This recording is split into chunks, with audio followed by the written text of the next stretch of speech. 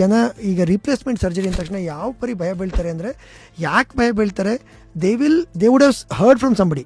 ಈಗ ಅವ್ರು ಯಾರಿಗೋ ಆಪ್ರೇಷನ್ ಆಯಿತು, ನೀ ರಿಪ್ಲೇಸ್ಮೆಂಟ್ ಮಾಡಿದ್ರು, ಅದಾದ್ಮೇಲೆ ಅವ್ರು ನಡೆಯೋಕ್ಕೆ ಆಗಲಿಲ್ವಂತೆ. ಇವ್ರಿಗೆ ಯಾರಿಗೂ ಆಪ್ರೇಷನ್ ಆಗಿತ್ತು, ಅದಾದ್ಮೇಲೆ ಮಡ್ಚೋಕ್ಕೆ ಆಗ್ತಾ ಇಲ್ಲಂತೆ ಮೊಣಕಾಲು.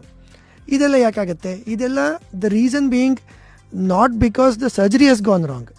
99% ಆಫ್ ಟೈಮ್ಸ್ ಸರ್ಜರಿ ಆದಮೇಲೆ ಅವ್ರು ಏನು ಮಾಡಬೇಕು ಮನೆಗೆ ಹೋದ್ಮೇಲೆ ಅನ್ನೋದನ್ನ ಕ್ಲಿಯರಾಗಿ ಎಕ್ಸ್ಪ್ಲೈನ್ ಮಾಡಿರೋದಿಲ್ಲ. ಇವರಿಗೂ ಗೊತ್ತಿರಲ್ಲ, ಮನೆಯವರೆಲ್ಲ ಮಲಗಿಸ್ಬಿಡ್ತಾರೆ, ಮಲ್ಕೊಳ್ಳಿ ಆರಾಮಾಗಿ 1 ತಿಂಗಳು ಅಂತ ಹೇಳ್ಬಿಟ್ಟು. 65-70 ವರ್ಷದವರು 1 ತಿಂಗಳು 2 ತಿಂಗಳು ಮಲ್ಕೊಂಡ್ಬಿಟ್ರೆ ಆಮೇಲೆ ಹೇಳೋದು ಹೇಗೆ? So they can't walk after that. ಅಥವಾ 2 ತಿಂಗಳು ಮೂಮೆಂಟೇ ಮಾಡಿಲ್ಲ ಅಂದರೆ ಅದಾದಮೇಲೆ ಮೂಮೆಂಟ್ ಮಾಡೋಕ್ಕೆ ಟ್ರೈ ಮಾಡಿದ್ರೆ ಎಲ್ಲ ಮಾಂಸಖಂಡಗಳು ಇಟ್ಕೊಂಡ್ಬಿಡುತ್ತೆ, ಫುಲ್ ಸ್ಟಿಫ್ ಆಗುತ್ತೆ. ಆವಾಗ it will become 10 times harder to get the moment. ಎಷ್ಟೋ ಸರಿ ಏನಾಗುತ್ತೆ, ನಾನು ಡಾಕ್ಟರ್ ಕೊಲೀಗ್ಸ್ ಹತ್ರ ಕೇಳಿದ್ದೀನಿ, ಅವರೆಲ್ಲ ಹಳ್ಳಿಯಿಂದ ಬಂದಿದ್ದಾರೆ, ಅವ್ರಿಗೆಲ್ಲ ಅರ್ಥ ಆಗಲ್ಲ, ಅಥವಾ they have come from some other background, they won't understand. ನನ್ನ ಪ್ರಕಾರ ತಪ್ಪು. ಈಗ ಆಯ್ತಾ, ಅವ್ರು ಹಳ್ಳಿಯಿಂದ ಬಂದಿದ್ದಾರೆ ಅಂತ ಮಾತ್ರಕ್ಕೆ ಅವ್ರಿಗೇನು ಅರ್ಥ ಆಗಲ್ಲ ಅಂತಲ್ಲ, ನಾವು ಆ ಲೆವೆಲಿಗೆ ಇಳಿದ್ಬಿಟ್ಟು ಹೌದು, ನಾವು ಆ ಲೆವೆಲಿಗೆ ಇಳಿದ್ಬಿಟ್ಟು ಆ ಲೆವೆಲಿಗೆ ಅವ್ರಿಗೇನು ಅರ್ಥ ಆಗುತ್ತೆ ಆ ಲೆವೆಲ್ಗೆ ಹೋಗ್ಬಿಟ್ಟು ಎಕ್ಸ್ಪ್ಲೈನ್ ಮಾಡಬೇಕು. ಫುಲ್ ವಿಡಿಯೋನ ನೋಡಿ ಆನ್ ರ್ಯಾಪಿಡ್ ರಾಶ್ಮೀಸ್ ಯೂಟ್ಯೂಬ್ ಚಾನಲ್.